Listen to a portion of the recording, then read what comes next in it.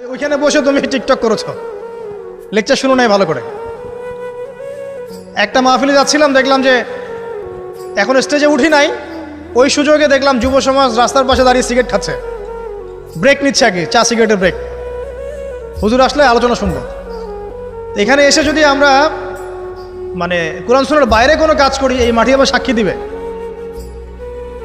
এটা দলিল কোথায় আছে? সূরা জিলজাল পড়ে দেখবেন। সূরা জিলজালের মধ্যে দলিল আছে যে আল্লাহ পাকের হুকুমে এই জমিন কথা বলবে ইনশাআল্লাহ, আল্লাহ পাক হুকুম করলে।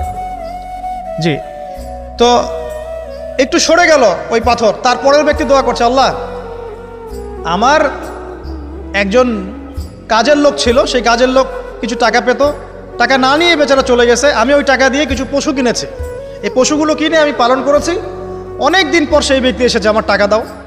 তখন আমি বলেছিলাম যে এই যতগুলো পশু দেখছো সব তোমার। সেই লোক বলছে, আমার সাথে কি ঠাট্টা করছো?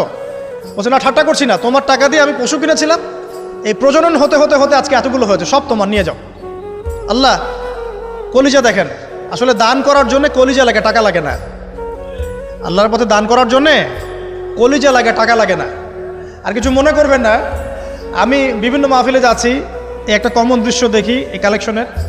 আমার জানা নাই যে এভাবে নাম লিখিয়ে কোনো কালেকশন নবীর যুগ থেকে হয়েছে, আমার জানা নেই। বরং কতটুকু দিয়েছে এটা গোপন রাখলেই ভালো। কে দিয়েছে, কত দিয়েছে জানানোর কোনো দরকার নাই, দিয়েছে নিয়ে চলে আসবেন, শেষ। আমরা কাকে সন্তুষ্ট করার জন্য দেই? আল্লাহ জানলেই তো যথেষ্ট, কি দরকার জনগণ জানতেই হবে আমি 5,000 টাকা দিয়েছি, এতে আমার লাভটা কি? নেকি উল্টারও কমে গেল। উল্টা 7 শ্রেণীর মানুষ, একটা হাদিস আছে, 7 শ্রেণীর মানুষ কিয়ামতের মাঠে আরশের ছায়া পাবে। কিসের ছায়া পাবে? আরশের ছায়া, যে ছায়া ছাড়া কোনো ছায়া থাকবে না। ওর মধ্যে এক শ্রেণী হচ্ছে ওই ব্যক্তি যে এত গোপনে দান করে, তার বাম হাত জানে না ডান হাত কি দান করছে। এই ব্যক্তি আরশের ছায়া পাবে ইনশাআল্লাহ। তো দুনিয়া যদি উদ্দেশ্য থাকে, নাম প্রকাশ করা, জাহির করার উদ্দেশ্য থাকে, বা যদি এমন হয় যে এখানে লৌকিকতা উদ্দেশ্য থাকে, নেকি নষ্ট হয়ে যেতে পারে, সুযোগ আছে, চান্স আছে। তো এই ট্রেডিশনগুলো বন্ধ করলে মনে হয় ভালো হয়। এটা আমার পরামর্শ, বাকিটা বিবেচনা আপনাদের। আর এই ব্যক্তি বলছে আমি এই সব কিছু দান করে দিয়েছি। দেখেন, দান করতে কি লাগে? কলিজা লাগে, টাকা লাগে না কিন্তু। আসলে দান করতে কলিজা লাগে। অনেক রিক্সাওয়ালাকে দেখেছে আমরা, 100 টাকা দান করে দিল, মসজিদের জন্য দান চাচ্ছে, 100 টাকা দান করে দিল। আর অনেক দেখবেন বিত্তশালী, ঢাকা শহরে যাচ্ছি বনানী গুলশান দিয়ে, দান করতে চাইলে 2 টাকা দিচ্ছে, 5 টাকা দিচ্ছে। এমন হয় না? দান করতে কলিজা লাগে। আর একটা কথা মনে রাখবেন, আপনি যত দান করবেন আল্লাহ আপনাকে তত বেশি দিবেন ইনশাআল্লাহ। ইনশাআল্লাহ আল্লাহ পাকের খাজানা যে এত প্রচুর, আপনি দান করলে কমে যাবে এই চিন্তাই করবেন না কখন। তবে সবচেয়ে সেরা দান কোনটা জানেন? আপনার প্রয়োজন আছে এখন, এই প্রয়োজনের সময় দানটা হচ্ছে সেরা দান। এবং সবচেয়ে উত্তম খরচ কোনটা? সবচেয়ে উত্তম খরচ হচ্ছে আপনার পরিবারের পিছনে খরচ। আপনার পরিবারের পিছনে খরচটা আপনার সবচেয়ে শ্রেষ্ঠ খরচ। আর দান করে মধ্যম পন্থায়, এমন হবে না যে নিঃস্ব হয়ে গেলেন দান করে একদম, আবার এমন না যে কৃপণতা প্রদর্শন হচ্ছে, এমনও না। মধ্যম পন্থায় দান খয়রাত করবে ইনশাআল্লাহ। আর কিয়ামতের মাঠে মানুষ তার দানের ছায়ায় থাকবে ইনশাআল্লাহ। যে যত দান করবে ওই ছায়ার নিচে সে থাকবে। এই ব্যক্তি সব দান করে দিয়েছিল, যাও সব গরু ছাগল তোমার। তৃতীয় ব্যক্তি, পাথর সরে গেল একটু, তৃতীয় ব্যক্তি, যুবক তোমাকে বলছি ভাই, তৃতীয় ব্যক্তি আল্লাহর কাছে বলছে, আল্লাহ আমার একজন সুন্দরী চাচাতো বোন ছিল, আছে না তোমাদের কাজিন, এবং তাকে আমি খুব ভালোবাসতাম। ওই যে এখন বয়ফ্রেন্ড গার্লফ্রেন্ড ফ্রি মিক্সিং, যেটা খুব ভালোবাসতাম। তো তাকে আমি পেতে চাইতাম, তাই আমি তাকে অফার করি। সে বলে যে না, আমাকে 100 স্বর্ণ মুদ্রা না দিলে আমি রাজি না। 100 স্বর্ণ মুদ্রা।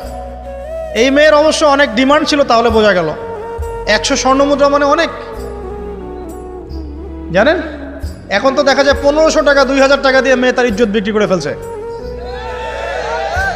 100 স্বর্ণ মুদ্রা, আর কাউকে কিছু দেওয়াই লাগে না, এমনি বিক্রি করে ফেলে। কত যে প্রশ্ন আসে আমাদের কাছে, যে ভাই বা হুজুর বা ভাইয়া ওস্তাদ, কত জীবনে এক পর্যায়ে ভুল করেছি, এরকম জেনায় লিপ্ত হয়ে গিয়েছিলাম, প্রেম করেছি ইত্যাদি, আমি কি করবো, আমার কি ভালো হওয়ার রাস্তা আছে কিনা, বা আমি তওবা করে ফিরে আসছি, আমি কি এখন বিয়ে করতে পারবো কিনা। প্রশ্নের শেষ নাই। বেশিরভাগ প্রশ্ন এরকমই আসে এখন। আরেকটা বেশি প্রশ্ন আসে, ভাই উস্তাজ হুজুর আমার স্বামী পরকীয়া আসক্ত, আমার স্বামী পরকীয়া আসক্ত, আমাকে দেখে না, এই হয় সে, এইগুলো প্রশ্ন বেশি। পারিবারিক জেনা কেন্দ্রিক যত প্রশ্ন আসে অন্য কোনো কেন্দ্রিক প্রশ্ন এত আসে না। মানে এই যুগটা কি হয়েছে, মানে মানুষকে জেনা উন্মুক্ত করে দিয়েছে একেবারে। একদম স্কুল লাইফ থেকে শুরু হবে বয়ফ্রেন্ড গার্লফ্রেন্ড ফ্রি মিক্সিং, এই বন্ধু বন্ধু পড়তে পড়তেই জেনা হয়ে যায়। কলেজ লাইফে গিয়ে আরও বড় জেনা, ইউনিভার্সিটিতে গেলে তো আর কোনো পাত্তাই নাই। ইউনিভার্সিটির খুব কম ছেলে পাবেন সিগারেট খায় না, এবং খুব কম ছেলে মেয়ে পাবেন যারা এই অবৈধ প্রেম করছে না, খুব কম। এটাকে আমরা প্রমোট করছি আবার। বিশ্বাস করেন শুধুমাত্র সরাসরি সেক্সুয়াল সম্পর্কটাই জেনা নয়, এই মিক্সিংটাও জেনা আল্লাহ পাক বলেছে। এবং এতে করে আমাদের যুব সমাজে অধঃপতনটা হয়েছে, এটা অন্য কোনোভাবে হয় নাই। কারণ সূরা আলে ইমরান পড়ে দেখবেন আল্লাহ পাক বলছেন যুয়িনা লিন-নাস হুব্বুশ শাহওয়াতি মিনান নিসা, মেয়েদের মধ্যে ছেলেদের জন্য সবচেয়ে বেশি শাহওয়াত আছে, শাহওয়াত খাহেশাত, এটা সবচেয়ে বেশি আকর্ষণ করে ছেলেদেরকে। সমাজের কাঠামো ভেঙে যাচ্ছে তো, সমাজের কাঠামো ভেঙে। আমরা তো বাইরে ভালো মানুষের লেবাস পরে আছি, দেখবেন বহু পরিবারে পরকীয়া চলছে, আপনি জানেন না।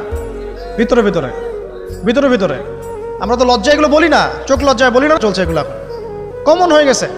যে ফ্যাশন শোর নামে, বিউটি কন্টেস্টের নামে এই সেই, মানে অশ্লীলতাকে প্রমোট করা হচ্ছে চতুর্দিক থেকে। রেপ ধর্ষণ দিন দিন বাড়ছে আর বাড়ছে, বাচ্চা কাচ্চা ছোট ছোট বাচ্চা মেয়ে পর্যন্ত রেহাই পাচ্ছে না। এই কয়দিন আগে একটা মেয়েকে কত পিস পিস করে ভাসিয়ে দিয়েছে একেবারে, দেখেন নাই? কোথায় আছেন, সমাজটা কোথায় গেছে? আমরা ভালো মানুষের মুখোশ পরে বসে আছি, একটা মাহফিল করে কি সব হবে? কনস্ট্রাকটিভ কাজ করতে হবে। তারুণ্যের এই শক্তিটাকে আল্লাহর জমিনে দিনের প্রচার প্রসার প্রতিষ্ঠার কাজে ব্যয় করতে হবে। যতক্ষণ পর্যন্ত আমরা এরকম ভালো মানুষের লেবাস সাজে বসে থাকবো না, আমার ঘরেও ফেতনা ঢুকে আসবে, টের পাবেন না। যখন ফেতনা ছড়িয়ে পড়ে ওটাকে দমন করতে হয়।